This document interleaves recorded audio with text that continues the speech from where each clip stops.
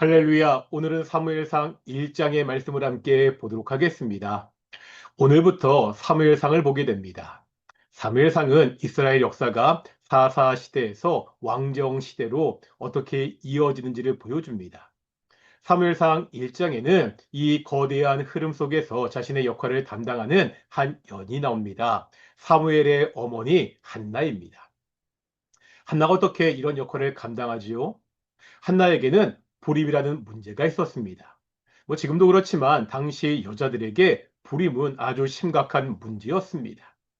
이 일로 한나는 괴로웠습니다. 분인나가 한나를 심하게 괴롭히기도 했습니다. 이 고통의 상황에서 한나는 어떻게 하지요? 남편에게 불평하고 분인나를 원망하고 하나님을 원망하면서 시간을 보냅니까? 한나는 하나님께 나아갔습니다. 한나는 자신의 문제와 고통을 어떻게 해결해야 하는지 알았습니다. 자신이 처한 심각한 문제 앞에서 하나님께 나아가 기도하고 있습니다. 3일상 1장에 보면 한나의 기도에 대해서 여러 가지 모습이 나오고 있습니다. 먼저 10절입니다. 한나가 마음이 괴로워서 여호와께 기도하고 통곡하며, 한나는 통곡하며 기도했습니다. 18절에 가서 먹었다는 표현이 나오는 것을 보아 이 한나의 기도는 금식 기도였습니다. 이제 12절입니다. 그가 여호와 앞에 오래 기도하는 동안에, 오래 기도하는 동안이라고 나옵니다. 한나는 자신의 간절한 기도 제목을 가지고 오랫동안 기도했습니다. 이제 13절입니다. 한나가 속으로 말하며 입술만 움직이고 음성은 들리지 아니하므로 조용히 기도하기도 했습니다. 통곡하기만 하는 것이 아니라 때로 묵상하면서 하나님께 기도하면서 나아갔습니다.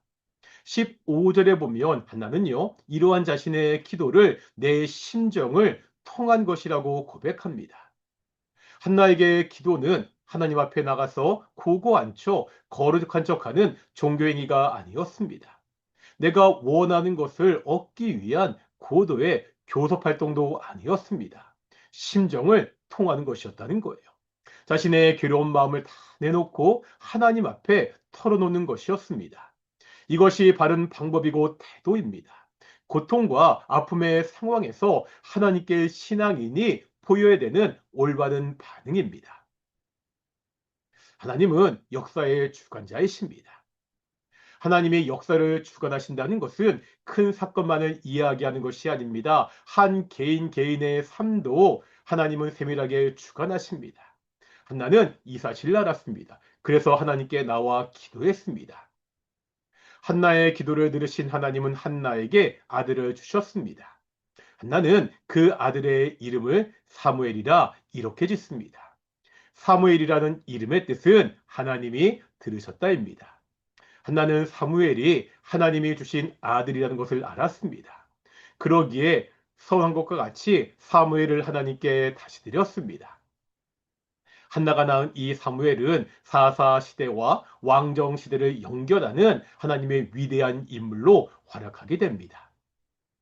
한나는 어떻게 하나님이 주관하신 역사 가운데 자신의 역할을 감당하지요?